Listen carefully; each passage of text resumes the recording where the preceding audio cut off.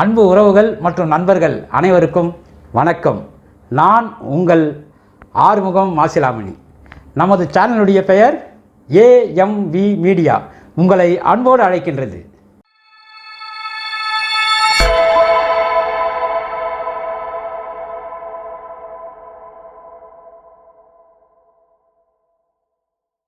நீங்கள் நம்ம சேனலை பார்த்துட்டு சப்ஸ்கிரைப் பண்ணுங்கள், லைக் பண்ணுங்கள், ஷேர் பண்ணுறீங்களா? இன்றைக்கி நம்ம என்ன பார்க்க போகிறோம்? வாங்க நம்ம வீடியோவில் போய் பார்த்து தெரிஞ்சுக்கலாம். வாங்க. அனைவருக்கும் வணக்கம். இன்று நாம் காணவிருக்கும் திருக்கோயில் அருள்மிகு கற்பகாம்பாள் உடனுரை கபாலீஸ்வரர் திருக்கோவில். இந்த திருக்கோயிலும் ஒரு பழமையான கோயில்தான். 7ஆம் நூற்றாண்டில் கட்டப்பட்டதாக வரலாறுகள் கூறுகின்றன. இங்கு சிவபெருமான் சுயம்பு வடிவாக அருள்பாலிக்கின்றார்.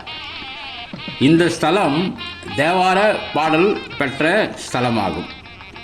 இங்கு சிவபெருமான் மேற்கு நோக்கி நமக்கு காட்சி அளிக்கின்றார்.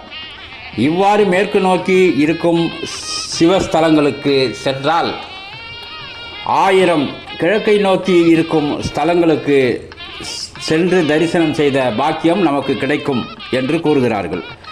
ஆதலால் இஸ்தலம் மிகவும் சிறப்பான ஸ்தலமாக இருந்து வருகிறது. இங்கு ஒவ்வொரு பிரதோஷ வழிபாடும் மிகவும் சிறப்பாக நடைபெற்று கொண்டு வருகிறது. குறிப்பாக சனி பிரதோஷ வழிபாடில் பல்லாயிரக்கணக்கான பக்தர்கள் எல்லாம் இங்கு கூடி மிக மிக சிறப்பாக சனி பிரதோஷ நிகழ்ச்சி இங்கே நடைபெறுகின்றது.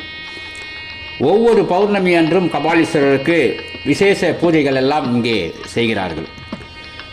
கைலாயத்தில் அம்பாளுக்கு சிவபெருமான் நமச்சிவாயம் என்ற மந்திரத்தின் அர்த்தத்தை கற்பிக்கும் பொழுது அம்பாளுடைய கவனம் சற்று அருகிலே அங்கே ஒரு மயில் நடனமாடக்கூடிய அந்த காட்சியை பார்த்து ரசித்து கொண்டிருந்தார்.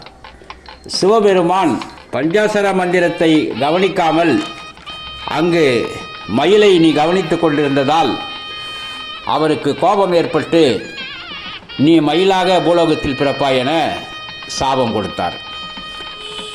அம்பாள் சிவபெருமானிடம் இந்த சாபம் நீங்க எனக்கு ஏதாவது வழி இருக்கிறதா என்று வேண்டிய போது, பூலோகத்திலே நீ என்னை மயிலாக வடிவிலே வழிபட்டு வந்தால் உனக்கு விமோசனம் கிடைக்கும் என கூறியதாகவும், அம்பாள் மயில் வடிவிலே பூலோகத்திலே வந்து சிவபெருமானை வழிபட்டு தனது பாப விமோசனத்தை நீக்கிக் கொண்டார். அம்பாள் சிவபெருமானை வழிபட்ட அந்த இடம்தான் மயிலாப்பூர் என்று அழைக்கப்படுவதாக கூறுகிறார்கள்.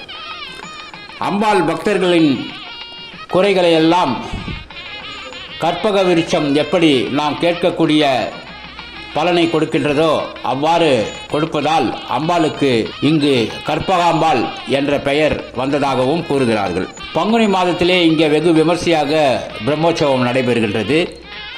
அதில் குறிப்பாக 63 விழாவும் திருத்தேர் வீதி உலாவும் மிக மிக சிறப்பாக லட்சக்கணக்கான பக்தர்கள் எல்லாம் கலந்து கொண்டு இங்கே சிறப்பாக நடைபெற்று கொண்டு வருகிறது. மிகவும் பிரசித்தி பெற்ற பழமையான சக்தி வாய்ந்த இந்த கபாலீஸ்வரர் கோயிலுக்கு சென்னையின் மைய பகுதியான மயிலாப்பூரில் அமைந்துள்ளதால் நாமும் இத்திருத்தலத்திற்கு சென்று கபாலீஸ்வரரையும் கற்பகாம்பாளையும் தரிசனம் செய்து வருவோமே. வாங்க தொடர்ந்து இந்த வீடியோவை பார்க்கலாம். இடையிலே ஸ்கிப் செய்யாதீங்க, வீடியோ முழுவதையும் பாருங்கள். நன்றி, வணக்கம்.